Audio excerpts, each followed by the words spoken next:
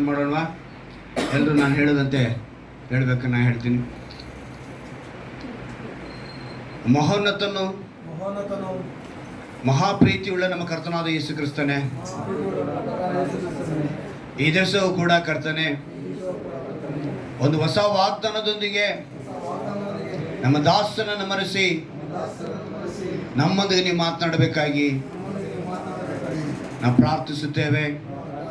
ಆ ವಾಗ್ದಾನದ ಬಲದಿಂದ, ವಾಕ್ಯದ ಬಲದಿಂದ, ವಾಕ್ಯವಾಗಿರುವ ಯೇಸಯ್ಯನ ಬಳಿ ಹೆಚ್ಚಾಗಿ ಬದುಕುವುದಕ್ಕೆ, ಜೊತೆ ಸೇರುವುದಕ್ಕೆ ಸಹಾಯ ಮಾಡು. ಯೇಸುವಿನ ನಾಮದಲ್ಲಿ ಪ್ರಾರ್ಥಿಸ್ತೇನೆ. ಆಮೆನ್. Hallelujah, hallelujah. ದೇವರು ಈ ತಿಂಗಳು ಕೂಡ ಒಂದು ಅದ್ಭುತವಾದ ವಾಗ್ದಾನವನ್ನು ಕೊಟ್ಟಿದ್ದಾರೆ. ಎಷ್ಟು ಜನ ವಾಗ್ದಾನ ನೋಡಿದ್ರೆ ನನಗೆ ಗೊತ್ತಿಲ್ಲ, ಆದರೂ ಕೂಡ ನಾನು ಹೇಳ್ತೀನಿ. ಯೆಶಾಯ ಪ್ರವಾದಿಯ ಗ್ರಂಥ 49ನೇ ಅಧ್ಯಾಯ 16ನೇ ವಾಕ್ಯ. ಯೆಶಾಯ ಪ್ರವಾದಿಯ ಗ್ರಂಥ 49ನೇ ಅಧ್ಯಾಯ 16ನೇ ವಾಕ್ಯ. ನನ್ನ ಅಂಗೈಯಲ್ಲಿ ನಿನ್ನನ್ನು ಚಿತ್ರಿಸಿದ್ದೇನೆ. ಏನಂತ ಹೇಳ್ತಾ ಇದ್ದಾರೆ? ನನ್ನ ಅಂಗೈಯಲ್ಲಿ ನಿನ್ನನ್ನು ಚಿತ್ರಿಸಿದ್ದೇನೆ, ನಿನ್ನ ಪೌಳಿಯ ಗೋಡೆಗಳನ್ನು ಸದಾ ನನ್ನ ಕಣ್ಣಿನಲ್ಲಿವೆ. ಸಾಕು. ಇಲ್ಲಿ ದೇವರು ಹೇಳುವಂಥದ್ದು, ನಾನಾದರೂ ನಿನ್ನನ್ನು ಮರೆಯೇ ಅಂತ ಹೇಳಿ, ಇಲ್ಲಿ ಮುಖ್ಯವಾಗಿ ನಮಗೆ ಇವತ್ತಿನ ವಾಗ್ದಾನ ಅಂತ ಹೇಳಿದ್ರೆ, ಈಗೋ ನನ್ನ ಅಂಗೈಗಳಲ್ಲಿ ನಿನ್ನನ್ನು ಚಿತ್ರಿಸಿದ್ದೇನೆ, ನಿನ್ನ ಪೌಳಿ ಗೋಡೆಗಳು ಸದಾ ನನ್ನ ಕಣ್ಣೆದುರಿನಲ್ಲಿ ಇವೆ. ದೇವರ ಕಣ್ಣೆದುರಿನಲ್ಲೇ ಇದೆ ಅಂತೆ, ಬೇರೆ ಯಾವುದೂ ಇಲ್ಲ. ಎಷ್ಟು ಸಂತೋಷದ ಮಾತು ಅಂತ ಹೇಳಿದ್ರೆ ಇದು, ನೀವು ಯೋಚನೆ ಮಾಡಿ ನೋಡಿ. ಅವರ ಅಂಗೈಗಳಲ್ಲಿ ಚಿತ್ರಿಸಿದ್ದೀನಿ ಅಂತ ಹೇಳ್ತಾರೆ. ಮಕ್ಕಳನ್ನ ಕೈ ಹಿಡ್ಕೊಂಡು ಹೋಗ್ಬೇಕಿರ ಯಾವಾಗಲೂ ನಮ್ಮ ನೆನಪಿನಲ್ಲಿ ಇರಬೇಕು.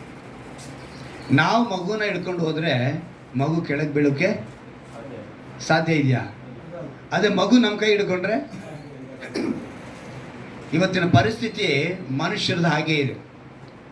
ನಾವು ದೇವ್ರನ್ನ ಹಿಡ್ಕೊಳ್ಳೋಕೆ ಹೋಗ್ತಾ ಇದ್ದೀವಿ, ದೇವ್ರು ನಮ್ಮನ್ನು ಹಿಡ್ಕೋಬೇಕು. ಹಲ್ಲೆಲೂಯಾ.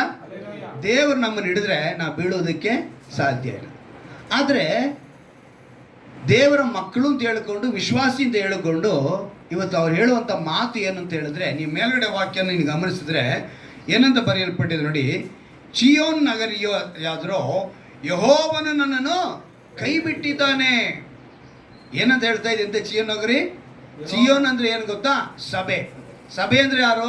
ನಾವೇ.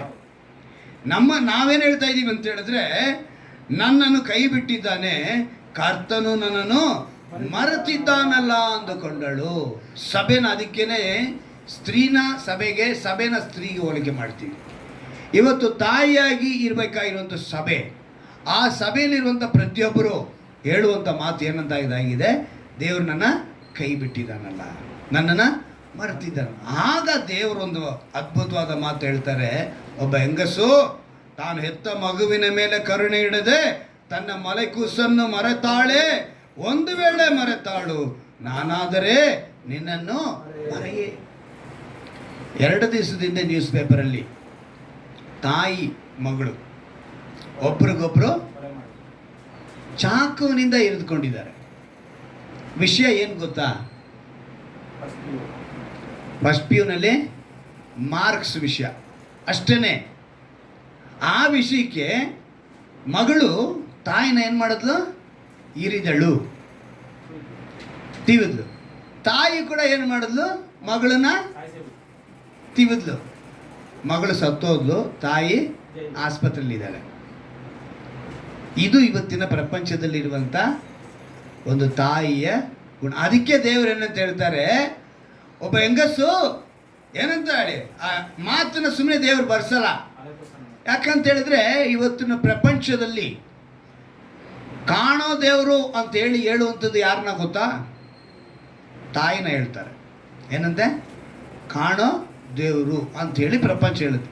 ಆದರೆ ಇವತ್ತು ದೇವರು ಅಂತ ಕರೆಸಿಕೊಳ್ಳಲ್ಪಡುವಂಥ ತಾಯಿನೇ ಏನು ಮಾಡ್ತಾ ಇದ್ದಾಳೆ? ಮಗಳನ್ನ. ತಂದೆನೂ ಹಾಗೇ ಇದ್ದಾನೆ, ತಾಯಿನೂ ಹಾಗೇ ಇದೆ. ಆದರೆ ನನ್ನ ದೇವರು ಏನಂತ ಹೇಳ್ತಿದ್ದಾರೆ? ನಾನು ಕೈ ಬಿಡಲಿಲ್ಲ, ನಾನಾದರೂ ನಿನ್ನನ್ನು ಮರೀಲಿಲ್ಲ. ಆ ಹೆಂಗಸು ಬೇಕೇನೋ ಒಂದು ವೇಳೆ ಮರಿತಾಳು, ಆದರೆ ನಾನಾದರೂ ನಿನ್ನನ್ನು ಮರೆಯೇ. ಹಾಗಂತ ಹೇಳಿ ದೇವರು ಒಂದು ಮಾತನ್ನ ಇಲ್ಲಿ ನಮಗೆ ನೆನಪಿಗೆ ತರ್ತಾರೆ. ಅವ್ರು ಆ ರೀತಿ ಹೇಳೋದಕ್ಕೆ ಕಾರಣ ತಿಳ್ಕೊಬೇಕಲ್ಲ ನಾವು. ಯಾಕಂತ ಹೇಳಿದ್ರೆ ತಂದೆಯಾದ ದೇವರು ಹೇಗೆ ತನ್ನ ಜನಗಳ ಮೇಲೆ ತನ್ನ ಪ್ರೀತಿಯನ್ನು ತೋರ್ಪಡಿಸಿ ನಾನು ನಿಮ್ಮನ್ನು ಕೈ ಬಿಟ್ಟಿಲ್ಲ. ನಾನು ಅದನ್ನು ಯೋಚನೆ ಮಾಡಿದಾಗ ದೇವರು ಎಷ್ಟು ಅದ್ಭುತವಾಗಿ ನಾನು ನಿನ್ನ ಕೈ ಬಿಟ್ಟಿಲ್ಲ ಅಂತ ಹೇಳ್ತಿದ್ದಾರೆ, ನಾನು ನಿನ್ನ ಮರೆತಿಲ್ಲ ಅಂತ ಹೇಳ್ತಿದ್ದಾರೆ. ಈ ಲೋಕ ಪ್ರಕಾರವಾಗಿರುವಂಥ ತಾಯಿ ಆಕೆ ಕೂಡ ನಿನ್ನ ಮರೆಯೋದಕ್ಕೆ ಸಾಧ್ಯ, ಆದರೆ ನಾನಾದರೂ ನಿನ್ನನ್ನು ಮರೆಯೇ. ನಾನು ಏನು ಮಾಡ್ತಾ ಇದ್ದೀನಿ, ನನ್ನ ಅಂಗೈಗಳಲ್ಲಿ ನಿನ್ನನ್ನು ಚಿತ್ರಿಸಿಕೊಂಡಿದ್ದೀನಿ. ಚಿತ್ರಿಸಿಕೊಂಡಿದ್ದಲ್ಲದೆ ಮತ್ತೆ ಹೇಳ್ತಾ ಇದ್ದಾರೆ ನಿನ್ನ ಪೌಳಿ ಗೋಡೆಗಳು. ಅಂದರೆ ಪೌಳಿ ಗೋಡೆ ಅಂತ ಹೇಳಿದ್ರೆ ಹೆಬ್ಬಾಗಿಲು ಅಂತ ಹೇಳ್ಬೋದು, ಅಥವಾ ಸುತ್ತಲೂ ಇರುವಂಥ ಕೋಟೆ ಅಂತಲೂ ಹೇಳ್ಬೋದು. ಗೋಡೆ ಇವತ್ತು ನಮ್ಮ ಸುತ್ತಲೂ ಇರುವಂಥ ಗೋಡೆಗಳು. ನಾವು ಅಂದ್ಕೊಂಡಿದ್ದೀವಿ ನಮ್ಮನ್ನು ದೇವ್ರು ನೋಡ್ತಾ ಇದ್ದಾರಾ, ಗಮನಿಸ್ತಾ ಇದ್ದಾರಾ, ಆದರೆ ದೇವರು ಹೇಳ್ತಾ ಇದ್ದಾರೆ ಕೈ ಬಿಡಲೂ ಇಲ್ಲ, ನಾನು ಮರೆಯಲೂ ಇಲ್ಲ, ನಿನ್ನ ನನ್ನ ಕೈಯಲ್ಲಿ. ಇವತ್ತು ಈ ತಿಂಗಳು ನಿಮಗೆ ಕೊಡುವಂಥ ಮಾತು ಅದೇನೆ. ನೀವು ಒಂದು ವೇಳೆ ದೇವರಿಂದ ದೂರ ಹೋಗ್ಬೋದೇ ಹೊರತು, ಆದರೆ ದೇವರು ಮಾತ್ರ ನಿಮ್ಮಿಂದ ದೂರ ಹೋಗಿಲ್ಲ. ಅವ್ರು ಹೇಳ್ತಿದ್ದಾರೆ ನಾನು ನಿನ್ನನ್ನು ಮರೆಯಲಿಲ್ಲ. ಒಂದು ಅದ್ಭುತವಾದ ನಂಬಿಕೆಯುಳ್ಳ ವಾಗ್ದಾನದ ಮಾತಿದು. ಈ ಮಾತಿನ ಮೇಲೆ ನಮಗೇನು ಬರಬೇಕು ಅಂತ ಹೇಳಿದ್ರೆ ನಂಬಿಕೆ ಬರಬೇಕು. ಈ ವಾಗ್ದಾನಗಳೆಲ್ಲ ಕೊಡೋದೆಲ್ಲ ಏನಕ್ಕೆ ಅಂತ ಹೇಳಿದ್ರೆ ಅದನ್ನು ಹೇಳಿ ನೀವು ಪ್ರಾರ್ಥನೆ ಮಾಡಬೇಕು. ನನ್ನ ಜೊತೆ ಕೆಲಸ ಮಾಡೋಬ್ಬ ಸಹೋದರನು ಹೊಸದಾಗಿ ಕೆಲಸಕ್ಕೆ ಬಂದಿದ್ದಾರೆ, ಡ್ರೈವರ್ ಕೆಲಸಕ್ಕೆ. ಅವರಿಗೋಸ್ಕರ ಪ್ರಾರ್ಥನೆ ಮಾಡ್ಕೊಳ್ಳಿ.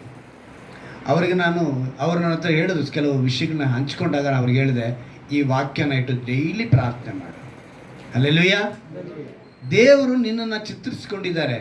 ನಿನ್ನ ಸಮಸ್ಯೆ ಎಂಬ ಗೋಡೆ, ನಿನ್ನ ಸಂಕಟವೆಂಬ ಗೋಡೆ, ನಿನ್ನ ಸಾಲವೆಂಬ ಗೋಡೆ ಆತನ ಕಣ್ಣೆದುರಿನಲ್ಲೈತೆ. ತೀರಿಸುವುದಕ್ಕೆ ಅವರಿಗೆ ಶಕ್ತಿ ಉಂಟು. ನೀನು ಅವರ ಕೈಯಲ್ಲಿದೆಯಾ, ನಿನ್ನ ಯಾರು ಅಪಮಾನ ಪಡಿಸುವುದಕ್ಕೆ ಸಾಧ್ಯವಿಲ್ಲ. ಧೈರ್ಯವಾಗಿರು ಅಂಥೇಳಿ ನಂಬಿಕೆಯ ಮಾತನ್ನು ಅವ್ರಿಗೆ ಹೇಳಿ ಕಳಿಸ್ತೇವೆ. ಇವತ್ತು ನಾವು ಅದನ್ನೇ ತಿಳ್ಕೋಬೇಕು. ಒಂದು ಸಮಸ್ಯೆ ಬಂದಾಗ, ಹಣದ ಅಗತ್ಯಗಳು ಬಂದಾಗ, ನಮಗೆ ಆರೋಗ್ಯ ಕೆಟ್ಟಾಗ ನೀನು ಎಲ್ಲಿದೆಯಾ ಅನ್ನೋದನ್ನು ಮರಿದೀರಾ ನೀನು ನೆನಪಿಸ್ಕೊಳ್ಬೇಕು.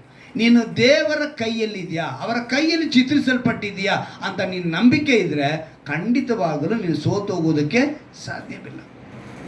ದೇವರು ನಮ್ಮ ಮೇಲೆ ಇಡೋದಕ್ಕೆ ಮುಖ್ಯವಾದ ಪ್ರೀತಿ ಏನು ಅಂತ ಹೇಳಿದ್ರೆ ಯೋಹಾನ ಬರೆದ ಸುವಾರ್ತೆ 3ನೇ ಅಧ್ಯಾಯದ 16-17ನೇ ವಾಕ್ಯ. ಯೋಹಾನ ಬರೆದ ಸುವಾರ್ತೆ ನಮ್ಗೆ ಯಾವಾಗಲೂ ಇದನ್ನು ನೆನಪಿಗೆ ತರಬೇಕು. ಅದಕ್ಕೋಸ್ಕರ ಯಾಕಂದರೆ ಇವತ್ತು ಶರೀರನ ಭುಜಿಸಿ ಆ ರಕ್ತವನ್ನು ಪಾನ ಮಾಡುವ ಒಂದು ಆರಾಧನೆ ಇದು. ಲೋಕದ ಮೇಲೆ ಎಷ್ಟೋ ತನ್ನ ಪ್ರೀತಿಯನ್ನಿಟ್ಟು ದೇವರು ತನ್ನ ಒಬ್ಬನೇ ಕುಮಾರನ ಕಳಿಸಿದ್ರ ಮಾತಿದು. ಯಾಕಂತ ಹೇಳಿದ್ರೆ ಈ ಮಾತು ಏನಂತ ಬರೆಯಲ್ಪಟ್ಟಿದೆ ನೋಡಿ, ದೇವರು ಲೋಕದ ಮೇಲೆ ಎಷ್ಟೋ ಪ್ರೀತಿಯನ್ನಿಟ್ಟು ತನ್ನ ಒಬ್ಬನೇ ಮಗನನ್ನು ಕೊಟ್ಟನು, ಆತನನ್ನು ನಂಬುವ ಒಬ್ಬನಾದರೂ ನಾಶವಾಗದೆ ಎಲ್ಲರೂ ನಿತ್ಯ ಜೀವನ ಪಡೆಯಬೇಕೆಂಬುದು ಆತನು ಕೊಟ್ಟನು. ಈಗ ಯೇಸುನ ಅವ್ರು ಕೊಡೋ ಉದ್ದೇಶವೇ ಅದು. ಅವ್ರ ನಮ್ಮ ಮೇಲಿಟ್ಟಿರೋ ಪ್ರೀತಿ ಆ ಥರ ಇದೆ. ಅವ್ರು ಮರ್ತಿಲ್ಲ. ಅವ್ರು ಮರ್ತಿದ್ರೆ ಯೇಸು ಕ್ರಿಸ್ತನ ಕಳಿಸ್ಬೇಕಾದ್ರೆ ಅವಶ್ಯಕತೆ ಇರ್ತಾ ಇರಲಿಲ್ಲ. ಅವ್ರು ನಮ್ಮನ್ನು ಕೈ ಬಿಟ್ಟಿದ್ರೆ ಯೇಸು ಕ್ರಿಸ್ತನ ಕಳಿಸ್ಬೇಕಾದ್ರೆ ಅವಶ್ಯಕತೆ ಇರಲಿಲ್ಲ ತಂದೆಯಾದ ದೇವರಿಗೆ. ಅವ್ರು ನಮ್ಮನ್ನು ಕೈ ಬಿಡಲಿಲ್ಲ. ಅವ್ರು ಎಷ್ಟು ನಮ್ಮ ಮೇಲೆ ಪ್ರೀತಿ ಇಟ್ಟಿದ್ದಾರೆ ಅಂತ ಹೇಳಿದ್ರೆ ತನ್ನ ಕುಮಾರನೇ ಕಳಿಸಿಕೊಡುವಂತೆ. ಆ ಕುಮಾರನ ಯಾವ ರೀತಿ ಪ್ರೀತಿ ಇಟ್ಟಿದ್ದಾರೆ ಅಂದರೆ ತನ್ನ ಪ್ರಾಣವನ್ನೇ ನಮಗೆ ಬಲಿಯಾಗಿ ಅರ್ಪಿಸಿದ್ರು. ಇವತ್ತು ಆ ಶರೀರ ನಿನ್ನಲ್ಲಿ ಇದೆಯಾ, ಆ ರಕ್ತ ನಿನ್ನಲ್ಲಿದೆಯಾ? ಇವತ್ತು ಅದನ್ನು ತಿಳಿದ್ರೆ ನಾವು ಆಶೀರ್ವಾದವಾಗಿರ್ತೀವಿ. ದೇವ್ರು ಹೇಳುವಂಥ ಮಾತನ್ನು ನೆನಪಿಗೆ ತಂದು, ವಾಗ್ದಾನ ನೆನಪಿಗೆ ತಂದುಕೊಂಡು, ಯಾಕಂತ ಹೇಳಿದ್ರೆ ಯೆರೆಮೀಯನಲ್ಲಿ ಒಂದು ಮಾತು ಹೇಳ್ತಾರೆ ದೇವರು 31:3 ನಾನು ನಿನ್ನ ಶಾಶ್ವತ ಪ್ರೇಮದಿಂದ ಸೆಳೆದುಕೊಂಡೆನು. ಹೇಗೆ ಸೆಳೆದುಕೊಂಡ್ರಂತೆ? ಟೆಂಪ್ರರಿ ಅಲ್ಲ. ಇವತ್ತು ಮನುಷ್ಯ ಹೇಗಿದ್ದಾನೆ ಅಂತ ಹೇಳಿದ್ರೆ 3 ತಿಂಗಳು ಇನ್ಸ್ಟಾಗ್ರಾಮಲ್ಲಿ ಪರಿಚಯ ಆಗಿ ಲವ್ ಆಗಿ ಮದುವೆವರೆಗೂ ಹೋಗ್ಬಿಟ್ಟೈತೆ. ಎಷ್ಟು? 3 ತಿಂಗಳು. ಪ್ರೀತಿ ಪ್ರೇಮ ಅನ್ನೋದು ಹೇಗೆ ಹುಟ್ಟುತ್ತಾ ಇದೆ, ಹೇಗೆ ಬರ್ತಾ ಇದೆ, ಎಷ್ಟು ದಿವಸ ಇರುತ್ತೆ? ಇವಾಗ ಟ್ರೆಡಿಷನಲ್ ಆಗಿ ಹೋಗಿದೆ. ಯಾವುದು ಈ ಫೇಸ್ಬುಕ್ಕು, ಇನ್ಸ್ಟಾಗ್ರಾಮು, ಇದನ್ನೆಲ್ಲ ಮುಖ ಪರಿಚಯ ಹೇಳಿದ್ರೇ ಏನು ಮಾಡ್ತಾರೆ, ಒಬ್ರಿಗೊಬ್ರು ಪ್ರೀತಿ ಪ್ರೇಮನ ಹಂಚ್ಕೊಳ್ತಾರೆ. ಎಷ್ಟು ದಿವಸ ಅಂತ ಯಾರಿಗೂ ಗೊತ್ತಿರಲ್ಲ. ಆದರೆ ಆ ರೀತಿಯಾದ ಪ್ರೇಮವಲ್ಲ ಯೇಸು ಕ್ರಿಸ್ತನ ಪ್ರೀತಿ. ಅವ್ರು ಹೇಳ್ತಾರೆ ಶಾಶ್ವತ ಪ್ರೇಮ. ಅದಕ್ಕೆ ಗುರುತೆ ಅವ್ರು ನಮಗೋಸ್ಕರ ಜೀವ ಕೊಟ್ಟಿದ್ದು. ಜೀವ ಕೊಟ್ಟು ಅವ್ರು ಏನಂತ ಹೇಳ್ತಿದ್ದಾರೆ, ನಾನು ಬರುವವರೆಗೂ ಇದನ್ನು ನೀವು ನೆನೆಸ್ಕೊಳ್ಬೇಕು. ಈ ತಿಂಗಳು ನಾವು ಬರೋ ತಿಂಗಳು ನಾವು ಪ್ರತಿ ತಿಂಗಳು ಒಂದೊಂದು ಮೊದಲನೇ ಭಾನುವಾರದಲ್ಲಿ ನಾವು ತೆಗೆದುಕೊಳ್ಳುವಂಥ ಆ ಶರೀರ ಆ ರಕ್ತ ನಮ್ಮೊಳಗೆ ಹೋಗುವಾಗ ಅದನ್ನು ನೆನೆಸ್ಕೊಳ್ಬೇಕು. ಯಾರೂ ಮಾಡಲಾಗದಂಥ ಒಂದು ಕಾರ್ಯವನ್ನು ಯೇಸು ಕ್ರಿಸ್ತನು ಮಾಡಿದ್ದಾರೆ. ತಂದೆಯಾದ ದೇವರು ನಮ್ಮ ಮೇಲೆ ಇಟ್ಟುವಂಥ ಪ್ರೀತಿಯನ್ನು ತೋರಿಸಿದ್ದಾರೆ. ಸಾಮಾನ್ಯ ಜ್ಞಾನವಿರುವ ಮನುಷ್ಯ, ಇವಾಗ ನೋಡಿ, ನಾನು ಈ ಕೈಯಲ್ಲಿ ಚಿತ್ರಿಸಿದಂತ ಹೇಳಿದ್ದೀರಲ್ಲ, ಅದಕ್ಕೊಂದು ಹೇಳ್ತೀವಿ ಉದಾಹರಣೆಯಾಗಿ. ಸಾಮಾನ್ಯ ಜ್ಞಾನ ಮನುಷ್ಯನಿಗಿರೋದು ಏನು ಎಕ್ಸ್ಟ್ರಾ ಟೆಕ್ನಾಲಜಿ ಏನು ಏನೇ ಕಂಡು ಹಿಡಿದ್ರು ಕೂಡ ಅವನಿಗಿರೋದು ಸಾಮಾನ್ಯ ಜ್ಞಾನನೇ. ಯಾಕಂದರೆ ನಾನು ಕಳೆದ ವಾರದಲ್ಲಿ ಹೇಳಿದ್ನಲ್ಲ, ಈ ಭೂಮಿ ಮನುಷ್ಯನಿಗೆ ಮಾತ್ರನೇ ಕೊಟ್ಟಿರೋದು, ಬೇರೆ ಯಾವುದು ಮನುಷ್ಯನಿಗೆ ಕೊಡಲಿಲ್ಲ.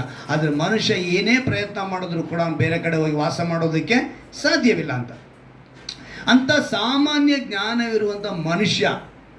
ನೀವು ಇವಾಗ ಇನ್ಸ್ಟಾಗ್ರಾಮಲ್ಲೇ ಜಾಸ್ತಿ ನೀವು ನೋಡ್ಬೋದು, ಒಬ್ಬ ವ್ಯಕ್ತಿನ ನೋಡ್ತಾ ಇರ್ತಾನೆ, ಒಬ್ಬ ಅಂಗಿ ಚಿತ್ರ ಬಿಡಿಸ್ತಾ ಇರ್ತಾನೆ. ಬಿಡಿಸ್ಬಿಟ್ಟು ಏನು ಮಾಡ್ತಾನೆ, ತೊಗೊಂಡೋಗಿ ಅವ್ರಿಗೆ ಕೊಡ್ತಾನೆ. ಹಿಂಗೆ ನೋಡ್ತಿದ್ದಂಗೆ ಏನು ಮಾಡ್ತಾ ಇದ್ದಾನೆ, ಅವನು ಚಿತ್ರನ ಬಿಡಿಸ್ತಾನೆ ಅಲ್ವಾ? ನಾವು ಗಮನಿಸ್ತೀವಿ ಇದನ್ನು. ಅಂಥ ಕಲೆಗಾರರು, ಚಿತ್ರಗಾರರು ಇವತ್ತು ಬಂದಿದ್ದಾರೆ. ಇನ್ನೂ ಕೆಲವು ನೋಡ್ತೀವಿ, ಈಗ ಪೊಲೀಸ್ ಇಲಾಖೆ ಅಲ್ವಾ, ಪೊಲೀಸ್ ಇಲಾಖೆಯಲ್ಲಿ ರಾ ಏಜೆಂಟ್ಗಳು, ಇದರಲ್ಲಿ ಇನ್ನೂ ನಾವು ರಹಸ್ಯ ದಳ ಅಂತ ಇದೆ, ಇವರೆಲ್ಲ ಏನು ಮಾಡ್ತಾರೆ ಅಂತ ಹೇಳಿದ್ರೆ, ಒಬ್ಬ ವ್ಯಕ್ತಿನ ಕ್ಯಾಮ್ರಾನಲ್ಲಿ ಸರಿಯಾಗಿ ಸ್ಪಷ್ಟ ಕಾಣ್ತಿಲ್ಲ, ಬಟ್ ಅದನ್ನು ಒಂದು ಇಟ್ಟು ನಾವೇನು ಮಾಡಬೇಕು, ಒಂದು ಚಿತ್ರ ಬಿಡಿಸ್ಬೇಕು. ಕೆಲವರು ನೋಡಿರ್ತಾರೆ, ಆ ಚಿತ್ರನ ಅವರು ಹೀಗೆ ಅಂತ ಹೇಳಿದ ತಕ್ಷಣ ಇನ್ನೊಬ್ಬ ಏನು ಮಾಡ್ತಾನೆ, ಚಿತ್ರನ ಬಿಡಿಸ್ತಾನೆ. ಇನ್ನು ಕೆಲವರು ಏನು ಹೇಳ್ತಾರೆ ಅಂತ ಹೇಳಿದ್ರೆ, 18 ವಯಸ್ಸಿನಲ್ಲಿ ಹೆಂಗಿರ್ತಾನೆ, 25 ವಯಸ್ಸಿನಲ್ಲಿ ಹೆಂಗಿರ್ತಾನೆ, 45 ವಯಸ್ಸಿನಲ್ಲಿ ಹೆಂಗಿರ್ತಾನೆ, 60 ವಯಸ್ಸಿನಲ್ಲಿ ಹೆಂಗಿರ್ತಾನೆ, ಚಿತ್ರ ಬಿಡಿಸು ಅಂತಾರೆ. ಒಬ್ಬ ಬಿಡಿಸ್ತಾನೆ. ಒಂದು ಸಾಮಾನ್ಯ ಜ್ಞಾನವಿರುವಂಥ ಮನುಷ್ಯ ಇಷ್ಟೆಲ್ಲ ಕಾರ್ಯಗಳನ್ನ ಮಾಡುವಾಗ ಸರ್ವವನ್ನು ಸೃಷ್ಟಿ ಮಾಡಿದ ದೇವರಿಗೆ ಅವ್ರೇನು ಹೇಳ್ತಿದ್ದಾರೆ, ಈಗೋ ನನ್ನ ಅಂಗೈಗಳಲ್ಲಿ ನಾನು ಏನು ಮಾಡಿದ್ದೀನಿ, ಚಿತ್ರಿಸಿದ್ದೇನೆ, ಅಳಿಸಲಾರದು ಈ ಚಿತ್ರವನ್ನು. ಹಲ್ಲೆಲೂಯಾ.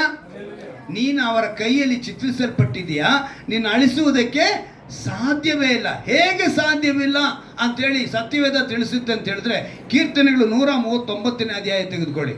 ಒಂದು ಅದ್ಭುತವಾದ ಮಾತು ಬರೆಯಲ್ಪಟ್ಟಿದೆ. ಕೀರ್ತನೆಗಳು 139, ಕೀರ್ತನೆಗಳು 139 13ನೇ ವಾಕ್ಯ ನೋಡಿ, ಎಂಥ ಅದ್ಭುತವಾದ ಮಾತು ಬರೆಯಲ್ಪಟ್ಟಿದೆ ಅಲ್ಲಿ. ಉಂಟು ಮಾಡಿದವನು, ತಾಯಿಯ ಗರ್ಭದಲ್ಲಿ ನನ್ನ ರೂಪಿಸಿದವನು ನೀನಲ್ಲವೋ. ಅಂತರಿಂದ್ರಿಯಗಳನ್ನು ಉಂಟು ಮಾಡಿದ್ದಾರೆ. ನಿನ್ನ ಅಂತರಿಂದ್ರಿಯದಲ್ಲಿ ಏನಿದೆ ಅಂತೇಳಿ ಅವ್ರಿಗೆ ಗೊತ್ತು. ಯಾಕಂದರೆ ಉಂಟು ಮಾಡಿರೋರೇ ಅವರು. ನೀನು ಏನಂತ ಅಂದ್ಕೊಳ್ಬೋದು, ಇವತ್ತು ನನ್ನ ನೋಡುವವರು ಯಾರನ್ನ ಇದ್ದಾರಾ, ನನ್ನನ್ನು ಒಂದು ಗಮನಿಸುವವರು ಯಾರನ್ನ ಇದ್ದಾರಾ, ಅಥವಾ ನನ್ನ ಮೇಲೆ ಪ್ರೀತಿ ಇಡೋರು ಯಾರನ್ನ ಇದ್ದಾರಾ ಅಂತೇಳಿ ನೀನು ಯೋಚನೆ ಮಾಡ್ಬೋದು. ಆದರೆ ದೇವರು ಹೇಳ್ತಿದ್ದಾರೆ, ನಿನ್ನ ಅಂತರೇಂದ್ರಿಯಗಳನ್ನು ಉಂಟು ಮಾಡಿರುವಂಥ ನನಗೆ ತಾಯಿಯ ಗರ್ಭದಲ್ಲಿ ರೂಪಿಸಿದವನು ಆತನಾಗಿದ್ದಾನೆ. ಅದೇ ಅಧ್ಯಾಯದಲ್ಲಿ 16ನೇ ವಾಕ್ಯ ನೋಡಿ, ನಾನು ಇನ್ನು ಕೇವಲ ಪಿಂಡವಾಗಿರುವಾಗ, ಎಂಥ ಒಂದು ಮಾತು ನೋಡಿ ಇದು, ಕೇವಲ ಪಿಂಡವಾಗಿರುವಾಗ ನಿನ್ನ ಕಣ್ಣುಗಳು ನನ್ನನ್ನು ನೋಡಿದವು. ಈಗ ಯಾರು ನೋಡಿರೋದು ಪಿಂಡವಾಗಿರುವಾಗ? ಅವರಿಗೆ ಒಂದು ಸ್ಕ್ಯಾನರ್ ಇದೆ. ಆ ಸ್ಕ್ಯಾನರಲ್ಲಿ ನಾವು ಕಾಣಿಸ್ತಾ ಇದ್ದೀವಿ. ಇವತ್ತು ನಿಂತಿರುವ ನಮ್ಮ ಈ ರೂಪಗಳೆಲ್ಲ ಯಾವಾಗ ಕಾಣಿಸ್ತೋ? ಪಿಂಡವಾಗಿರುವಾಗಲೇ. ನಾನು 60 ವರ್ಷ ಬದುಕಲಿ, ಇಲ್ಲ 80 ವರ್ಷ ಬದುಕಲಿ, 20 ವರ್ಷ ಬದುಕಲಿ, ಆ ಬದುಕಿನ ಒಂದು ಪೂರ್ತಿ ಚಿತ್ರ ಎಲ್ಲಿದೆ? ದೇವರ ಬಳಿ ಇದೆ. ಅವರು ಅದಕ್ಕೆ ಹೇಳ್ತಾರೆ, ನನ್ನ ಅಂಗೈಗಳಲ್ಲಿ ನಿನ್ನ ಚಿತ್ರಿಸಿಕೊಂಡಿದ್ದೇನೆ. ಅನೇಕರು ಇವತ್ತು ಹೋಗಿ ಕೈ ತೋರಿಸ್ತಾರೆ, ರೇಖೆ ತೋರಿಸ್ಬಿಟ್ಟು ಶಾಸ್ತ್ರ ಜ್ಯೋತಿಷ್ಯ ಕೇಳಕ್ಕೆ ಹೋಗ್ತಾರೆ. ಅವನು ಹೇಳ್ತಾನೆ, ಈ ರೇಖೆ ಹಿಂಗೇ ಮೇಲೆ ಬಂದು ಹಳ್ಳದಲ್ಲಿ ಬಿದ್ದೋಗ್ಬಿಟ್ಟಿದ್ಯಮ್ಮ, ನೀನು ಬದುಕಷ್ಟೇ ಅಂತಾನೆ. ಏನಂತೆ? ಹಿಂಗೇ ಬಂದ್ಬಿಟ್ಟು ಇದಕ್ಕೊಂದು ಪರಿಹಾರ ಇದೆ, ಏನಿಲ್ಲ, ನಾನೊಂದು ಮಾಡಿ ಕೊಡ್ತೀನಿ, ನೀನು ತಗೊಂಡೋಗಿ ಮನೇಲಿ ಯಾರಿಗೂ ಕಾಣಬಾರ್ದು ನೋಡು, ಆ ರೀತಿ ಬಚ್ಚಿಟ್ಬಿಡು ಅಂತಾನೆ. ಇವತ್ತು ಬಿದ್ದು ಹೋಗೋರು ಆ ಥರ ಬಿದ್ದು ಹೋಗ್ತಾ ಇದ್ದಾರೆ. ತುಂಬ ಜನ ಹೇಗೆ ಬಿದ್ದು ಹೋಗ್ತಿರೋದಂತ ಹೇಳಿದ್ರೆ ಆ ರೀತಿಯೇ. ನಮಗೆಲ್ಲ ಗೊತ್ತು, ಈ ಮನೆ ಹತ್ರನೇ ನಾವೆಲ್ಲ ಒಂದು ಗಿಡ ಬೆಳೆಸ್ತೀವಿ, ಜಲ್ಲಿದು, ಏನದು? ಆಲೂಬೇರ. ಅದೇನು ಇವಾಗ ಎಲ್ಲ ಮನೆಗಳು ಏನಾಗ್ತಾ ಇದೆ? ನೇತಾಡ್ತಾ ಇದೆ.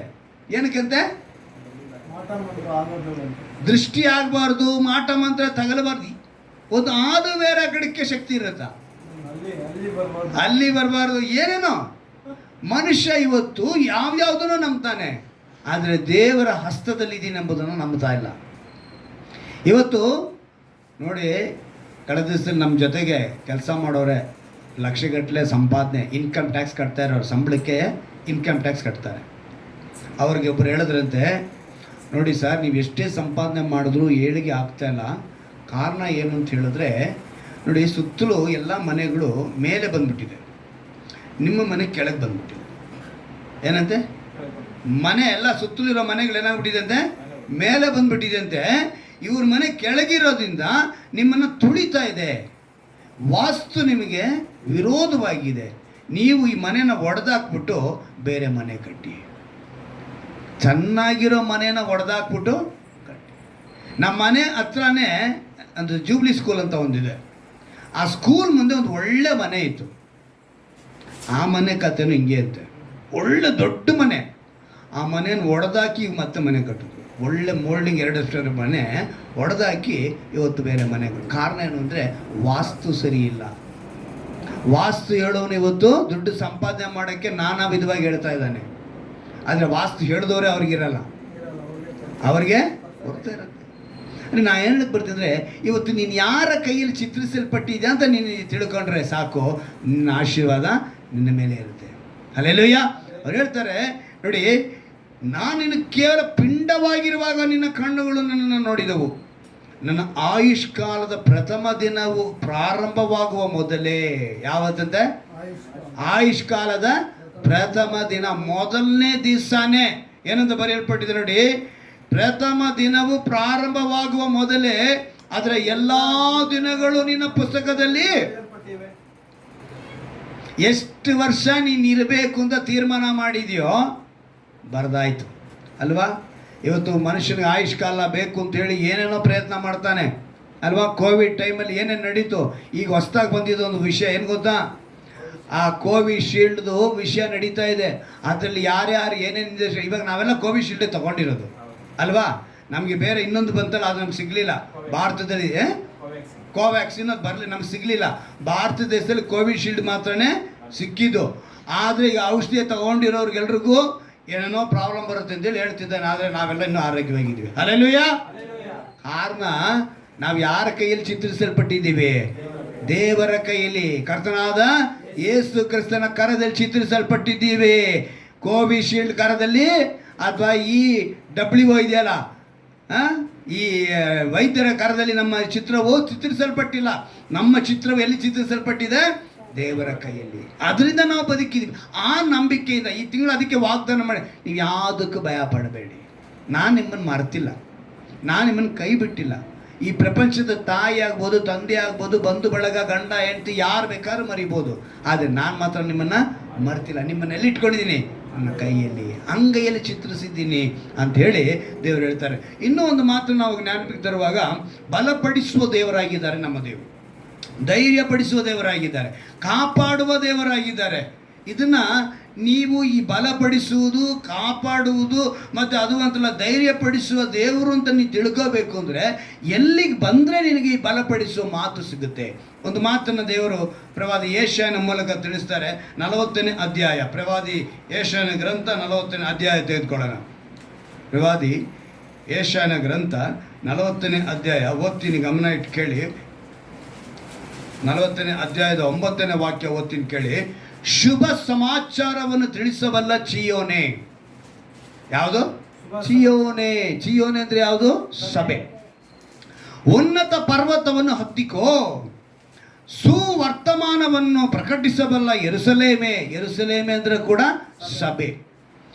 ನಿನ್ನ ಧ್ವನಿಯನ್ನು ಗಟ್ಟಿಯಾಗಿ ಎತ್ತು. ಸಭೆ ಎತ್ತುತ್ತಾ ಇದೆ ನಿಮಗೆ. ಏನಂತ ಎತ್ತುತ್ತಾ ಇದೆ? ಈಗೋ ನನ್ನ ಅಂಗಗಳಲ್ಲಿ ನಿನ್ನನ್ನು ಚಿತ್ರಿಸಿದ್ದೇನೆ, ನಿನ್ನ ಪೌಳಿ ಗೋಡೆಗಳು ಸದಾ ನನ್ನ ಕಣ್ಣೆದುರಿನಲ್ಲಿವೆ ಅಂತೇಳಿ ಸಭೆ ನಿಮ್ಗೆ ಹೇಳ್ತಾ ಇದೆ. ಸಿಯೋನ್ ಹೇಳ್ತಾ ಇದೆ, ಯೆರೂಸಲೇಮ್ ಹೇಳ್ತಾ ಇದೆ. ಇದನ್ನು ಕೇಳಿ ನೀವೇನು ಮಾಡಬೇಕು?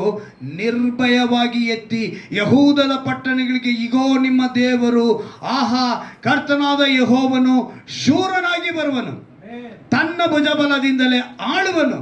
ಈಗೋ ಆತನ ಕ್ರಿಯಾಲಾಭವು ಆತನೊಂದಿಗಿದೆ, ಆತನ ಶ್ರಮದ ಫಲವು ಆತನ ಮುಂದಿದೆ. ಆತನು ಕುರುಬನಂತೆ ತನ್ನ ಮಂದೆಯನ್ನು ಮೇಯಿಸುವನು. ಮರಿಗಳನ್ನು ಕೈಯಿಂದ ಕೂಡಿಸಿ, ಎಲ್ಲಿಂದ ಅಂತೆ? ಮರಿಗಳನ್ನ ಕೈಯಿಂದ ಕೂಡಿಸಿ. ನಾವೆಲ್ಲ ಆತನ ಮರಿಗಳಾಗಿದ್ದೀವಿ. ನಮ್ಮನ್ನು ಆತನ ಕೈಯಿಂದ ಕೂಡಿಸಿ ಎದೆಗತ್ತಿಕೊಳ್ಳುವನು. ಹಲ್ಲೆಲೂಯ. ಅವರೆಲ್ಲಿಟ್ಕೊಳ್ತಾರೆ? ಎದೆಗತ್ತಿಕೊಳ್ತಾರೆ.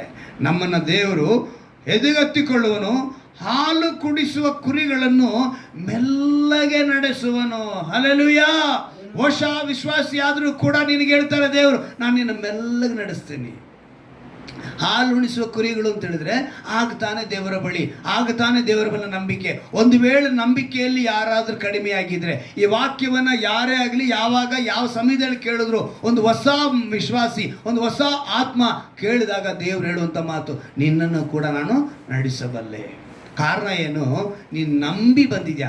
ಕುರುಬನು ಅಂತೇಳಿ ನೀನು ನಂಬಿ ಬಂದರೆ ಅವ್ರೇನು ಮಾಡಿದ್ದಾರೆ? ತನ್ನ ಅಂಗೈಗಳಲ್ಲಿ ಚಿತ್ರಿಸಿ ಸಭೆಯ ಮೂಲಕ ನಿನಗೆ ಎಚ್ಚರಿಕೆ ಮಾತನ್ನು ಕೊಡ್ತಾರೆ, ಬಲಪಡಿಸುವ ಮಾತನ್ನು ಕೊಡ್ತಾರೆ, ಧೈರ್ಯಪಡಿಸುವ ಮಾತನ್ನು ಕೊಡ್ತಾರೆ. ನೀನು ಈ ಮಾತನ್ನು ಕೇಳೋದಕ್ಕೆ ಸಭೆಗೆ ಇರಬೇಕು. ಅದಕ್ಕೆ ದೇವರು ಸಭೆಗೆ ಬನ್ನಿ, ಸಭೆಗೆ ಬನ್ನಿ ಅಂತೇಳು. ಜೀವನಕ್ಕೆ ಬರಬೇಕು, ಯೆರೂಸಲೇಮಿಗೆ ಬರಬೇಕು. ಬಂದಾಗ ಈ ಬಲಪಡಿಸುವ ವಾಕ್ಯದಿಂದ ದೇವರೇನು ಮಾಡ್ತಾರೆ? ನಮ್ಮನ್ನು ನಡೆಸ್ಕೊಂಡು ಹೋಗ್ತಾರೆ. ಒಂದು ಬಾರಿ ಒಬ್ಬ ವ್ಯಕ್ತಿ ಶಿಲ್ಪಿನ ನೋಡ್ತಾನೆ. ಶಿಲ್ಪಿ ಅಂದರೆ ಗೊತ್ತಲ್ಲ, ಶಿಲೆಯನ್ನು ಕೆತ್ತುವವನು ಶಿಲ್ಪಿ. ಆ ಶಿಲ್ಪಿ ನೋಡಿ ಅವನು ಹೇಳೋದಂತೆ, ಆ ಶಿಲ್ಪಿ ಹೇಳ್ತಾನೆ, ಸರ್ ಎಷ್ಟು ಅದ್ಭುತವಾಗಿ ನೀವು ಕೆತ್ತಿದ್ದೀರಾ ಈ ಶಿಲೆನ, ತುಂಬ ಚೆನ್ನಾಗಿದೆ, ತುಂಬ ಅಂದವಾಗಿದೆ, ಒಂದು ಒಳ್ಳೆ ರೂಪನ ಕೊಟ್ಟಿದ್ದೀರಾ ಅಂಥೇಳಿ ಆ ಶಿಲ್ಪಿ ಹತ್ರ ಆ ವ್ಯಕ್ತಿ ಹೇಳಿದ್ನಂತೆ. ಆಗ ಆ ಶಿಲ್ಪಿ ಹೇಳ್ತಾರೆ, ನಾನೇನು ಹೆಚ್ಚಾಗಿ ಮಾಡಲಿಲ್ಲಪ್ಪ. ಮೊದಲನೇದಾಗಿ ಆ ವಸ್ತು ನನ್ನ ಕೈಲಿ ಕೊಟ್ಟರು. ಏನಂತ ಹೇಳಿದ್ರು?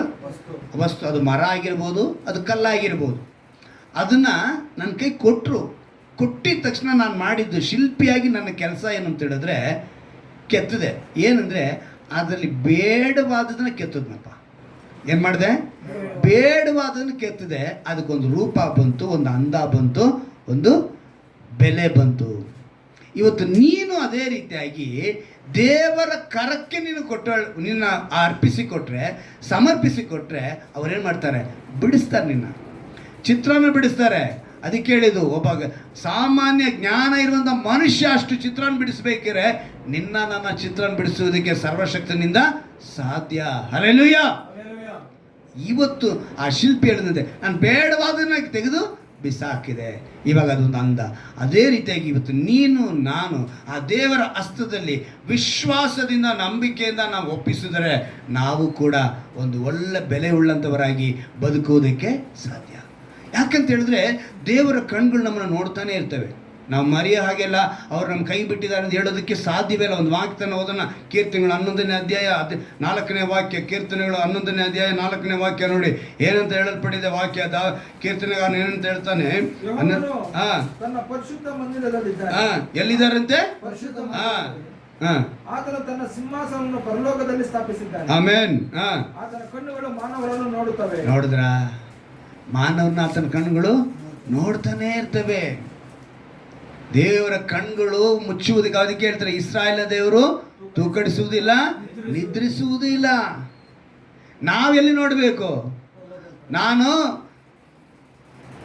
ಕಣ್ಣೆತ್ತಿ ಪರ್ವತಗಳ ಕಡೆಗೆ ನೋಡುವೆನು, ನನ್ನ ಸಹಾಯವು ಎಲ್ಲಿಂದ ಬರುವುದು? ಭೂಮಿ ಆಕಾಶ ಉಂಟು ಮಾಡಿದ ಸರ್ವಶಕ್ತನು ಯೆಹೋವನಿಂದಲೇ. ನೀನಲ್ಲಿ ನೋಡಬೇಕು. ನೀನು ಅವರ ಕರದಲ್ಲಿದೆಯಾ? ನೀನು ಅವರ ಕರದಲ್ಲಿದ್ದರೆ ಅವರು ನೀನು ಚಿತ್ರಿಸ್ತಾರೆ. ನಿನ್ನ ಚಿತ್ರಿಸುವಾಗ ಬೇಡವಾದನ್ನೆಲ್ಲ ತೆಗೆದು ಬಿಸಾಕ್ತಾರೆ. ತೆಗೆದಾಕಿ ತನ್ನ ಕರದಲ್ಲಿ, ನಾನು ಅದಕ್ಕೆ ಇವತ್ತು ಒಂದು ಇಮೇಜ್ ಹಾಕಿದೆ, ಅವರ ಕರದಲ್ಲಿ ಒಂದು ಮಗು ಇದ್ದಂಗೆ. ನೀವತ್ತು ನಾನು ಅದಕ್ಕೆ ಹೇಳಿದ್ರು, ಹಾಲು ಕುಡಿಸೋ ಮಗುನ ಅವ್ರು ಏನು ಮಾಡ್ತಾರೆ? ಮೆಲ್ಲನೆ ನಡೆಸ್ತಾರೆ. ಕುರುಬನು ತನ್ನ ಮಂದೆ ನಡೆಸ್ಕೊಂಡು ಹೋಗುವಂತೆ ನಡೆಸ್ಕೊಂಡು ಹೋಗ್ತಾರೆ. ಅವರ ಕೈಯಲ್ಲಿ ನಾವು ಚಿತ್ರಿಸಲ್ಪಟ್ಟಿರಬೇಕು. ಅವರ ಕಣ್ಗಳು ನಮ್ಮನ್ನು ನೋಡ್ತಾ ಇದೆ. ನಾವು ಧೈರ್ಯಗೆಡುವಂಥ ಅವಶ್ಯಕತೆಯೇ ಇಲ್ಲ. ನಾವು ಅಂದಿನ ದಿವಸದಲ್ಲಿ ಇಸ್ರಾಯೇಲ್ ಹೇಳಿದ ಪ್ರಕಾರ, ಇಸ್ರಾಯೇಲ್ಗೆ ಹೇಳಿದ್ದೆ ಮಾತೆ ಅದು. ಇಸ್ರಾಯೇಲ್ ಏನಂತ ಹೇಳ್ತಾ ಇದೆ? ಯೆಹೋವನನ್ನ ಮರೆತಿದ್ದಾನಲ್ಲ, ಕೈ ಬಿಟ್ಟಿದ್ದಾನೆ. ಆಗ ದೇವರು ಹೇಳ್ತಾರೆ, ನಾನಾದರೂ ನಿನ್ನನ್ನು ಮರೆಯೇ ಅಂತ ಹೇಳಿ ಈ ವಾಗ್ದಾನವನ್ನು ಅವ್ರು ಕೊಟ್ಟಿದ್ದು. ಇವತ್ತು ನಿನಗೂ ನನಗೂ ಆತ್ಮಿಕ ಇಸ್ರಾಯೇಲ್ಯರು ನಮಗೆ ಹೇಳ್ತಿದ್ದಾರೆ, ನಾನಾದರೂ ನಿಮ್ಮನ್ನು ಮರೆಯೇ. ಪ್ರಪಂಚದಲ್ಲಿ ಜೊತೆಗೆ ಇರ್ತಾರೆ, ಎಲ್ಲರೂ ಮರೀತಾರೆ ಅಲ್ವಾ? ಆದರೆ ಯೇಸು ಕ್ರಿಸ್ತನ್ ಮಾತ್ರ ನಮ್ಮನ್ನು ಮರೆಯಲ್ಲ. ವಿಶ್ವಾಸಿ ಅಂತ ಹೇಳಿಕೊಂಡು ನಮ್ಮ ಸುತ್ತಲೂ ನಮ್ಗೆ ಏನು ಮಾಡ್ಕೊಂಡಿದ್ದೀವಿ, ಕೆಲವು ಗೋಡೆಗಳು ಎಬ್ಬರಿಸ್ಕೊಂಬಿಟ್ಟಿದ್ದೀವಿ. ಸಮಸ್ಯೆ ಇರುತ್ತೆ, ಸಾಲ ಇರುತ್ತೆ, ರೋಗ ಇರುತ್ತೆ, ಇವೆಲ್ಲ ನಮ್ಮ ಪೌಳಿ ಗೋಡೆಗಳಾಗಿ ಇರ್ತವೆ. ಅವೆಲ್ಲ ದೇವ್ರ ಕಣ್ಣು ಮುಂದೆನೇ ಇದೆ. ಆದರೆ ನೀನೇನು ಮಾಡಬೇಕು, ಅವರ ಕರದಲ್ಲಿ ಇರಬೇಕು. ಈ ಕರ ಅಂತ ಹೇಳುವಾಗ ಒಂದು 3 ವಾಕ್ಯ, ನೀವು 4 ವಾಕ್ಯ ಹೇಳ್ತೀನಿ ನೋಡಿ. ಎಂಥ ಕರ ಅಂತೇಳಿ ನೋಡುವಾಗ ಕೀರ್ತನೆಗಳು 18ನೇ ಅಧ್ಯಾಯ 16ನೇ ವಾಕ್ಯ. ಅವರ ಕರ ಹೆಂಗಿದೆ ಅಂತೇಳಿ ಬರೆಯಲ್ಪಟ್ಟಿದೆ. ಕೀರ್ತನೆಗಳು 18ನೇ ಅಧ್ಯಾಯ 16ನೇ ವಾಕ್ಯ. ಆತನು ಮೇಲಣಾಲೋಕದಿಂದ ಕೈ ಚಾಚಿ ನನ್ನನ್ನು ಹಿಡಿದು ಮಹಾಜಲರಾಶಿಗಳೊಳಗಿಂದ ಎಳೆದನು. ಹಲ್ಲೆಲೂಯಾ. ನೋಡಿ, ನೀನು ಯಾವಾಗ ಅವರ ಕರದಲ್ಲಿ ಚಿತ್ರಿಸಲ್ಪಟ್ಟಿದೆಯೋ, ಅವರ ಅಂಗೈಗಳಲ್ಲಿ ಚಿತ್ರಿಸಲ್ಪಟ್ಟಿದೆಯೋ, ಅವರ ಕೈ ಎಂಥದ್ದು ಅಂತ ಹೇಳಿದ್ರೆ ಜಲರಾಶಿಗಳಿಂದ ಎಳೆಯುವುದು. ಜಲರಾಶಿ ಅಂತಿರುವ ಸಮಸ್ಯೆ ಅದು ಯಾವುದೇ ಇರ್ಬೋದು, ಆ ಸಮಸ್ಯೆಯಿಂದ ಅದವರೇನು ಮಾಡ್ತಾರೆ, ನಿನ್ನ ಎಳ್ಕೊಳ್ತಾರೆ. ತುಂಬ ಜನ ನೀರಿನಲ್ಲಿ ಮುಳುಗಿ ಹೋಗುವಾಗ ನೀನು ನೋಡಿದರೆ ಗೊತ್ತಾಗುತ್ತೆ ಆ ಸೀನ್ ಹೆಂಗಿರುತ್ತೆ ಅಂತೇಳಿ. ಯಾರಾದರೂ ನಮ್ಮನ್ನು ಕಾಪಾಡೋದಂತ ಈ ಪ್ರವಾಹ ಹೊಡ್ಕೊಂಡು ಹೋಗ್ಬೇಕಿದ್ರೆ ಕೆಲವರೆಲ್ಲ ಏನು ಮಾಡ್ತಾರೆ ಅಂತ ಹೇಳಿದ್ರೆ, ಈಜು ಬರೋರು, ನಾನು ಹೇಳ್ತೀನಿ, ಈಜು ಬರೋರಿಗೆ ಇದೇ ಕೆಲಸ ಅಂತ. ಈ ಪ್ರವಾಹ ಬಂದು ಊರಿಗೆ ಕೊಚ್ಕೊಂಡು ಹೋಗ್ಬೇಕಿದ್ರೆ ಬದಿ ನಿಂತ್ಕೊಳ್ಬೇಕು. ಕೊಚ್ಕೊಂಡು ಹೋಗೋ ವಸ್ತುಗಳಲ್ಲಿ ಇವತ್ತೇನು ಮಾಡಬೇಕು, ಯಾವುದನ್ನ ನಮಗೆ ಲಾಭವಾಗಿ ಇಲ್ಲ ಅಂತೇಳಿ ಧುಮುಕಿ ಏನು ಮಾಡಬೇಕು, ಹಿಡ್ಕೋಬೇಕು. ಈ ರೀತಿಯೇ ಒಬ್ಬರು ಕೆಲವು ಸುಮಾರು ಜನ ಮಾಡ್ತಾಯಿದ್ರಂತೆ. ಅದೇ ರೀತಿ ಎಲ್ಲರೂ ಮಾಡ್ತಾಯಿದ್ರೆ ವಿಮಾನಸ್ಥ ಏನು ಮಾಡಿದಂತೆ, ಅರೆ ಈ ಕಡೆ ಜನ ತುಂಬ ಇದ್ದಾರೆ ಅಂದ್ಬಿಟ್ಟು ಸ್ವಲ್ಪ ಒಳಗಡೆ ಹೋಗ್ಬಿಟ್ಟು ಆ ಕಡೆಗೆ ಹೋಗ್ಬಿಟ್ಟು ಏನು ಮಾಡ್ತಾ ಇದ್ದಾನೆ, ನೋಡ್ತಾ ಇದ್ದಾನೆ, ಒಂದು ಕಪ್ಪಗೆ ಒಂದು ದೊಡ್ಡದಾಗಿ ಪೆಟ್ಟಿಗೆ ಬರ್ತಾ ಕಾಣಿಸ್ತಾ ಇದೆ. ಓಹೋ, ಯಾವುದೋ ನಮಗೆ ಸಿಕ್ತು, ಖಜಾನೆ ಸಿಕ್ತು ಅಂತೇಳಿ ಧುಮುಕದ ಹೋಗಿ ಹಿಡ್ಕೊಂಡ. ಇಲ್ಲಿ ದೂರದವರೆಲ್ಲ ನೋಡ್ತಾ ಇದ್ದಾರೆ ಏನಂತ, ಅವ್ನಿಗೆ ಒಳ್ಳೆ ಸಿಕ್ಕಿದೆ ಅಂತ. ಅವನು ಅಲ್ಲಿಂದ ಬರಬೇಕಿದ್ರೆ ಕೈ ಎತ್ತಿ ಅಯ್ಯೋ ಅಂತ ಕಿರಿಸ್ತಾನೆ. ಯಾಕೆ ನಿನಗೆ ಸಿಕ್ಕಿದೆಯಲ್ಲ ಬಾರೋ ಅಂತ ಹೇಳಿದ್ರೆ, ಇದು ಪೆಟ್ಟಿಗೆ ಅಲ್ಲಪ್ಪ, ಕರಡಿ ಅಂತ. ಏನ ಪೆಟ್ಟಿಗೆ ಅಲ್ಲ, ಕರಡಿ. ಇವತ್ತು ಮನುಷ್ಯ ಹಾಗೇನೆ ತುಂಬ ಸ್ಥಳದಲ್ಲಿ ಧುಮುಕಿ ಖಜಾನೆ ಅಂದ್ಕೊಂಡು ಕರಡಿನ ಹಿಡ್ಕೊಂಡವನೆ. ಅವನು ಕಿರಿಸಿದಾಗ ಸರಿ ಅದನ್ನು ಬಿಟ್ಟು ಬಾರೋ ಅಂದ್ರೆ, ಎಲ್ಲಿ ನಾನು ಹಿಡ್ಕೊಂಡಿದ್ದೀನಿ, ಅದನ್ನ ನನ್ನ ಹಿಡ್ಕೊಂಡಿದ್ದೆ ಪ್ರಾಣ ಭಯದಿಂದ. ಯಾವಾಗ ನೀನು ಪಾಪದೊಳಗೆ ಬೀಳ್ತೀಯೋ ಅದು ನೀನು ಹಿಡ್ಕೊಳ್ಳುತ್ತೆ. ಪಾಪ ನಿನ್ನನ್ನು, ನೀನು ಅದನ್ನ ಹಿಡಿಬೇಕಾಗಿಲ್ಲ. ಅದೇನು ಮಾಡುತ್ತೆ, ನೀನಿವತ್ತು ಯಾವ ಕರನ ಹಿಡ್ದಿದ್ಯಾ, ಯಾವ ಕರದಲ್ಲಿ ಚಿತ್ರಿಸಲ್ಪಟ್ಟಿದ್ಯಾ, ದೇವರು ನಿನ್ನನ್ನು ಹಿಡಿದಿದ್ದಾರಾ, ನೀನು ತಿಳಿದುಕೊಂಡ್ರೆ ಸಾಕು. ಅವರ ಕೈ ಚಾಚಿ ಮಹಾ ಜಲರಾಶಿಗಳಿಂದ ಎಳೆದನು. ಇವತ್ತು ಆ ರೀತಿಯಾದ ಸನ್ನಿವೇಶದಲ್ಲಿ ಇರುವಂಥ ನಮ್ಮನ್ನು ಅವ್ರೇನು ಮಾಡಿದ್ರು, ಎಳೆದರು. ಮಹತ್ತುಗಳನ್ನು ನಡೆಸುವ ಕೈ ಅಂತ ಆತನ ಕೈ. 81ನೇ ಕೀರ್ತನೆಯಲ್ಲಿ ಈ ಮಾತು ಬರೆಯಲ್ಪಟ್ಟಿದೆ. 89ನೇ 13ನೇ ವಾಕ್ಯ. ಕೀರ್ತನೆಗಳು 89:13ನೇ ವಾಕ್ಯ. ನಿನ್ನ ಭುಜವು ಮಹಾಬಲವುಳ್ಳದು, ನಿನ್ನ ಹಸ್ತವು ಶಕ್ತಿಯುಳ್ಳದು, ನಿನ್ನ ಬಲಗೈ ಮಹತ್ತುಗಳನ್ನು ನಡೆಸುತ್ತದೆ. ದೇವರ ಕರವು ಎಂಥದ್ದು ಬರೆಯಲ್ಪಟ್ಟಿದೆ. ಮಹಾಬಲವುಳ್ಳದು, ನಿನ್ನ ಹಸ್ತವು ಶಕ್ತಿಯುಳ್ಳದು, ನಿನ್ನ ಬಲಗೈ ಶಕ್ತಿ. ಎಂಥ ಶಕ್ತಿ ನೋಡಿ, ಮಹತ್ತುಗಳನ್ನು ನಡೆಸುವಂಥ ಕರವಾಗಿದೆ. ಆ ಕರದಲ್ಲಿ ನೀನಿದೆಯಾ? ಕೀರ್ತನೆಗಳು 90ನೇ ಅಧ್ಯಾಯದಲ್ಲಿ 12ನೇ ವಾಕ್ಯದಲ್ಲಿ ನಾವು ಗಮನಿಸುವಾಗ, ನಮ್ಮ ದಿನಗಳು ಕೊಂಚವೇ ಎಂದು ಎನಿಸಿಕೊಳ್ಳುವ ಹಾಗೆ ನಮಗೆ ಕಲ್ಪಿಸು, ಆಗ ಜ್ಞಾನದ ಹೃದಯವನ್ನು ನಮ್ಮ ಹೃದಯ ತುಂಬ ಕಡಿಮೆ ಇದೆ. ನಾವೇನು ಮಾಡಬೇಕು, ಇದನ್ನು ತಿಳಿದುಕೊಂಡು ಆತನ ಕರದಲ್ಲಿ ನಮ್ಮನ್ನು ಒಪ್ಪಿಸಿಕೊಡಬೇಕು. ಒಪ್ಪಿಸಿಕೊಟ್ಟಾಗ ಮಾತ್ರ ದೇವರು ನಮ್ಮನ್ನು ಬಲಪಡಿಸುವುದಕ್ಕೆ ಸಾಧ್ಯ. ಅದೇ ರೀತಿಯಾಗಿ 95ನೇ ಕೀರ್ತನೆಯಲ್ಲಿ 7ನೇ ವಾಕ್ಯವನ್ನು ಗಮನಿಸುವಾಗ, 95ನೇ ಕೀರ್ತನೆಯಲ್ಲಿ, ಆತನು ನಮ್ಮ ದೇವರು, ನಾವು ಆತನ ಪಾಲಿಸುವ ಪ್ರಜೆಯು, ಆತನ ಕೈ ಕೆಳಗಿರುವ ಹಿಂಡು ಆಗಿದ್ದೇವೆ. ನೀನು ಯಾವ ಹಿಂಡು ಆಗಿರಬೇಕು? ಕೈ ಕೆಳಗಿರುವ ಹಿಂಡು. ಇದೇ ಇವತ್ತು ದೇವರು ನಮ್ಗೆ ಹೇಳೋದು. ನೀನು ಆತನ ಕೈ ಕೆಳಗಿರುವ ಹಿಂಡಾಗಿದ್ದರೆ ಸಾಕು. ಆತನ ಚಿತ್ರಿಸಲ್ಪಟ್ಟಿರ್ತೀಯ. ನಿನ್ನ ಪೌಳಿ ಗೋಡೆಗಳು ಆತನ ಕಣ್ಣೆದುರಿನಲ್ಲಿದೆ. ಅವರಾದರೂ ನಿನ್ನನ್ನು ಮರೆಯೋದಿಲ್ಲ, ಅವ್ರ ಕೈ ಬಿಡುವ ದೇವರಲ್ಲ. ಎಂಥ ಅದ್ಭುತವಾದ ದೇವರಲ್ವಾ? ಈ ಅನುಭವ ಕೊಡಿ, ಈ ಆಶೀರ್ವಾದ ಕೊಡಿ ಅಂತೇಳಿ ನಾವೆಲ್ಲ ಮೊಣಕಾಲಕ್ಕೆ ಪ್ರಾರ್ಥನೆ ಮಾಡೋಣ. ಈ ವಾಗ್ದಾನ ನೆನೆಸಿಕೊಳ್ಳಿ. ಈ ವಾಗ್ದಾನವನ್ನು ಮರೆಯೋದಕ್ಕೆ ಯಾರಿಗೂ ಸಾಧ್ಯವಿಲ್ಲ. ಎಂಥ ಒಂದು ಅದ್ಭುತವಾದ ಮಾತನ್ನು ದೇವರು ಕೊಟ್ಟಿದ್ದಾರೆ. ಈ ವಾಗ್ದಾನವನ್ನು ನೆನೆಸಿಕೊಂಡವರಾಗಿ, ಈಗೋ ನನ್ನ ಅಂಗೈಗಳಲ್ಲಿ ನಿನ್ನನ್ನು ಚಿತ್ರಿಸಿದ್ದೇನೆ, ನಿನ್ನ ಪೌಳಿ ಗೋಡೆಗಳು ಸದಾ ನನ್ನ ಕಣ್ಣೆದುರಿನಲ್ಲಿವೆ. ಎಂಥ ಮಾತನ್ನು ದೇವರು ವಾಗ್ದಾನವಾಗಿ ನಮ್ಗೆ ಕೊಟ್ಟಿದ್ದಾರೆ. ಇವತ್ತು ನಾವು ಅನೇಕರ ಪ್ರಶ್ನೆ ಏನಂದರೆ, ದೇವರು ನಮ್ಮನ್ನು ಮರೆತಿದ್ದಾನೆ ಅಂತೇಳಿ. ಖಂಡಿತವಾಗ್ಲೂ ದೇವರು ನಮ್ಮನ್ನು ಮರೆಯುವ ದೇವರಲ್ಲ. ಆತನ ಮುಂದೆ ನಮ್ಮ ಎಲ್ಲ ಸಮಸ್ಯೆಗಳು, ಇಕ್ಕಟ್ಟುಗಳು, ಸಂಕಟಗಳು ಎಲ್ಲವೂ ಆ ಗೋಡೆಗಳಾಗಿ ಕಣ್ಣೆದುರಿನಲ್ಲಿದೆ. ಆತ ನಮ್ಮನ್ನು ಕೈ ಬಿಡದಂತೆ ಇವತ್ತಿಗೂ ಈ ಕ್ಷಣದವರೆಗೂ ನಡೆಸುವ ದೇವರಾಗಿದ್ದಾರೆ, ನಮ್ಮನ್ನು ಬಲಪಡಿಸುವ ದೇವರಾಗಿದ್ದಾರೆ. ನಾವೆಲ್ಲರೂ ಕೇಳೋಣವ, ದೇವರೇ, ನಾನು ನಿನ್ನ ಕೈಯಲ್ಲಿ ಚಿತ್ರಿಸಲ್ಪಟ್ಟಿರಬೇಕಪ್ಪ, ನಮ್ಮನ್ನು ನಡೆಸು ಅಂತೇಳಿ ಒಪ್ಪಿಸಿಕೊಡೋಣ. ಸ್ತೋತ್ರ ರಾಜ, ಸ್ತೋತ್ರ ಕರ್ತನೆ, ನಿನ್ನ ಮಹಾಕೃಪೆಯಿಂದ ಕರ್ತನೆ. ಇವತ್ತು ರಾಜ ಕರ್ತನೆ, ನೀನು ಜಲರಾಶಿಯಿಂದ ಕಾಪಾಡುವ ಕರವು ನಿನ್ನದು, ಮಹತ್ವಗಳನ್ನು ನಡೆಸುವ ಕರವು ನಿನ್ನದು, ನಮ್ಮ ಕಾಲು ಕಲ್ಲಿಗೆ ತಗಲದಂತೆ ಎತ್ತಿಕೊಳ್ಳುವ ಕರವು ನಿನ್ನದಾಗಿದೆ. ನಿನ್ನ ಕೈಯೊಳಗಿರುವ ಹಿಂಡಾಗಿ ನಾವಿರಬೇಕು. ಈ ವಾಗ್ದಾನದಂತೆ ನಮ್ಮನ್ನು ನಡೆಸಪ್ಪ. ಈ ವಾಗ್ದಾನಕ್ಕೆ ನಮ್ಮನ್ನು ಒಪ್ಪಿಸಿಕೊಡುತ್ತಿದ್ದೇವೆ. ಬಿಡದ ಕೃಪೆಯನ್ನು ತುಂಬಿಸು. ನಮ್ಮ ರಕ್ಷಕನು ವಿಮೋಚಕನೂ ಆಗಿರುವ ಯೇಸು ಕ್ರಿಸ್ತನ ನಾಮದಲ್ಲಿ ಪ್ರಾರ್ಥಿಸಿ ಬೇಡುತ್ತ ನಿನ್ನ ಜೀವನ ತಂದೆಯೇ, ಆಮೆನ್.